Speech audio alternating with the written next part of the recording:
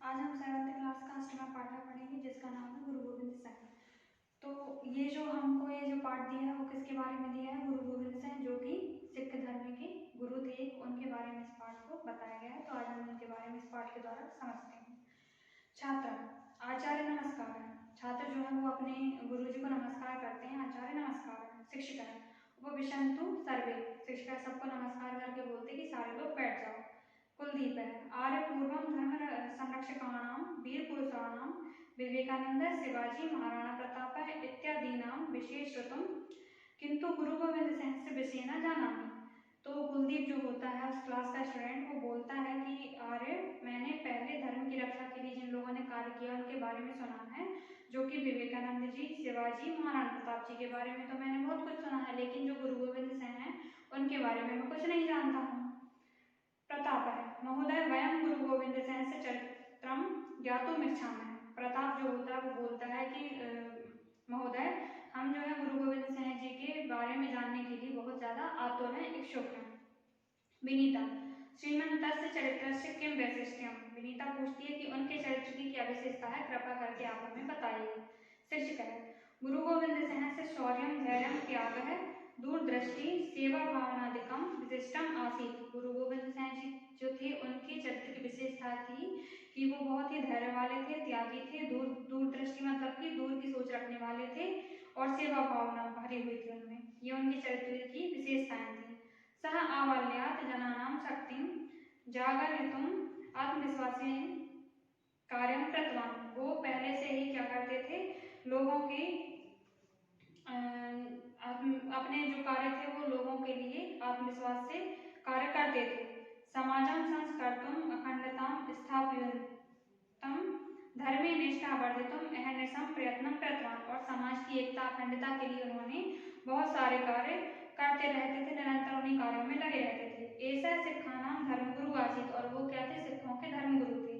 प्रताप है। सिक्खा नाम के, वो प्रताप पूछता कि ये सिख हैं वो कौन होते हैं। तो शिक्षिका है। सिख धर्मानुयायी हैं। सिक्खा जो सिख धर्म के अनुयायी होते हैं वो, उनको हम बोलते हैं सिख बोलते हैं। यथा जैन धर्म तथा सिख धर्म है। जैसे कि जैन धर्म होता है, वैसे ही हमारे भारत देश में एक सिख धर्म भी होता है। भारतीय वह धर्म विकासम प्राप्त। भारत में बहुत सारे धर्म जो हैं उनका विकास हुआ है। अतः सर्वे धर्म समान, और हमारे यहाँ पर सभी धर्मों को समान माना गया है। कुलदीप है। किम गुरु गोविंद सिंह सिख धर्म से प्रवर्तक है। कुलदीप जो पूछता है कि जो गुरु गोविंद सिंह हैं वो क्या सिख धर्म के प्रवर्तक हैं, कि उन्होंने ही सिख धर्म का निर्माण किया है। शिक्षिका है। गुरु नानक है एक सिख धर्म प्रवर्तक है अस्ति। गुरु नानक, शिक्षक बोलते हैं कि जो गुरु नानक जी थे उन्होंने सिख धर्म का निर्माण किया था, वो सिख धर्म के प्रवर्तक थे। सह एव तेषां प्रथम गुरु आसीत, वो सिख धर्म के प्रथम गुरु थे। गुरु गोविंद सिंह तु दशमः अंतिमश्च गुरु आसीत। गुरु गोविंद सिंह जी जो थे वो उनके 10वें और अंतिम गुरु थे। गुरु गोविंद सिंह से जननम कदा अभवत, उनका जन्म कब हुआ था। शिक्षिका है। 1666 तमे वर्षे कार्तिक शुक्ल सप्तम्यां तस्य जन्म पटना नगरे अभवत। उनका जन्म 1666 ईस्वी में हुआ था, कार्तिक शुक्ल की सप्तमी के दिन पटना नगर में हुआ था। गुजरी तस्य माता महात्यागी समाज सेविका है। गुरु तेग बहादुर है तस्य पिता आस्थान। उनकी माता जो थी उनका नाम गुजरीबाई था, और जो उनके पिताजी थे वो महान समाज सेवक थे और त्यागी थे, और जिनका नाम था गुरु तेग बहादुर। पिता एवं गुरु गोविंद है अभी समाज सेवा निरत आसीत, और पिता के ही जैसे उनमें समाज सेवा के गुण बचपन से ही आ गए थे। कुलदीप है। समाज सेवार्थम गुरु गोविंद है किम कृतवान। फिर कुलदीप पूछता है कि उन्होंने समाज सेवा के लिए कौन कौन से कार्य किए थे, आप कृपया करके, गुरु जी से बोलता है कि आप कृपया करके हमें बताइए। शिक्षिका है। तस्मिन् समय भारतीय संस्कृति विनाशकस्य क्रूरस्य मुगल शासकस्य औरंगजेबस्य शासन आसीत। वो बताते हैं कि उस समय क्या हुआ था कि भारतीय संस्कृति के विकास के लिए उस समय वहां पर मुगल शासन चल रहा था, और मुगल शासन के औरंगजेब का शासन चल रहा था।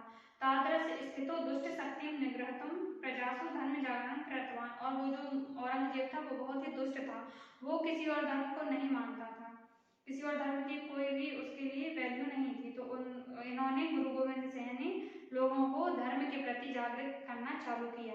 पीड़ामनानां जनानां संगठनम रचितवान, और उन्होंने धीरे धीरे करके लोगों का संगठन बनाना चालू किया। सामान्य जनानां परिवर्तनं मानितवान, आत्मविश्वासं च जनितुं प्रोत्साहं दत्तवान। और उन्होंने मतलब लोगों को इकट्ठा करते हुए उनमें आत्मविश्वास भरा और उनको प्रोत्साहित करने लगे कि आप सिर्फ अपने धर्म के ऊपर ही रहिए।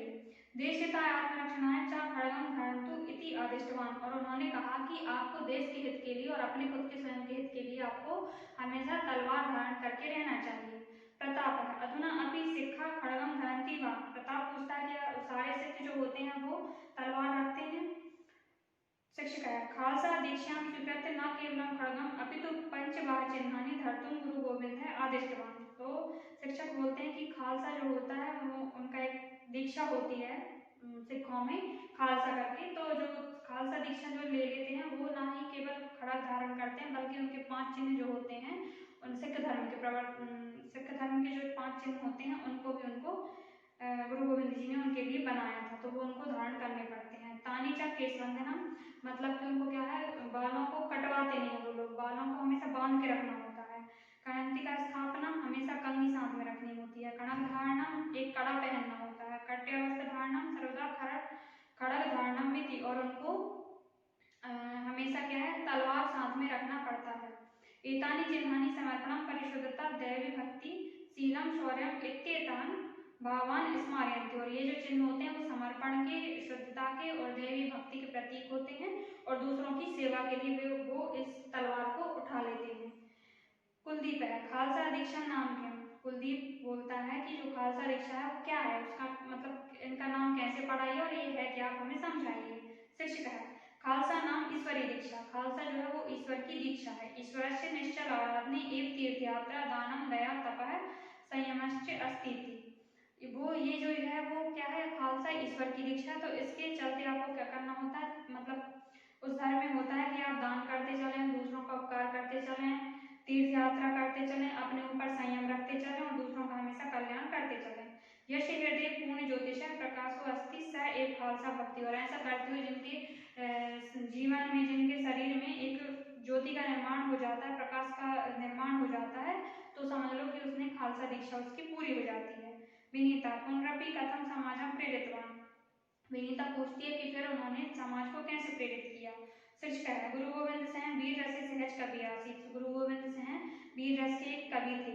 तस्य चंडीचरितम इति काव्य स्वयं वीरगतिं प्राप्नुयान इति प्रेरणावाक्ये समाजं प्रेरितवान। उनका जो था वो कवि थे, तो उनकी जो रचनाएं थी चंडीचरित्र थी और एक स्वयं वीरगतिं प्राप्नुयान थी। तो इसके द्वारा उन्होंने क्या किया, समाज को प्रेरित किया। विचित्र नाटकम इति पुस्तके स्ववीर गाथाम सूचितवान। और एक विचित्र नाटक करके उन्होंने एक पुस्तक का निर्माण किया था जो कि उनके खुद के चरित्र के बारे में थी। प्रताप है गुरु गोविंद से अन्य वैशिष्ट्यानि कानि। प्रताप पूछता है कि गुरु गोविंद सिंह की अन्य जो विशेषताएं थी कृपया करके आप हमें वो बताइए। शिक्षक है कबीर है गुरु नानक है सूरदासादय है भक्त आसन। कबीर, गुरु नानक और सूरदास ये सारे क्या थे, भक्त थे। गुरु गोविंदस्तु वीर भक्त आसीत। गुरु गोविंद जी थे वो वीर रस के भक्त थे। स हिंदू शक्ति संगठितवान। और उन्होंने हिंदुओं की शक्ति को इकट्ठा, मतलब हिंदुओं को इकट्ठा करना स्टार्ट किया। सर्वे समान एकमेव भगवतः ज्योतिर सर्वेषु ज्वलति इति तस्य अचलः विश्वासः आसीत। और उन्होंने कहा कि सारे धर्म जो होते हैं वो एक ही भगवान, मतलब जितने भी भगवान है वो सारे एक ही तो हैं। तो उन्होंने सारे धर्म के लोगों को, हिंदू धर्म, सिख धर्म, जैन धर्म के लोगों को इकट्ठा करना चालू किया। सज्जनानां संरक्षणाय दुष्टानां विनाशाय खड्गं गृहीत्वा युद्धं कुरु खड्गस्य जयोस्तु इति निनादं कुर्वन् बहूनि युद्धानि कृतवान। और उन्होंने कहा कि सज्जनों की रक्षा करते चलो और विनाश का धारण करते, दुष्टों का विनाश करते चलो। इसके लिए आप क्या करो कि अपने पास हमेशा एक खड्ग मीन्स तलवार को रखो और खड्गस्य जय मतलब तलवार की जय हो। ये करते हुए उन्होंने युद्ध स्टार्ट किए। 1689 वर्षस्य अप्रैल मासतः मृत्यु पर्यंतम शत्रुं भायतवान तेषां हृदयेषु कंपनम जानितवान। और 1689 में वो क्या हो गए, अप्रैल के महीने में मृत्यु को प्राप्त हो गए। हिंदू धर्मश्च संरक्षितवान। और उन्होंने हिंदू धर्म की रक्षा की। विनीता तस्य मुक्ति कदा अभवत्। और उनकी मुक्ति कब हुई।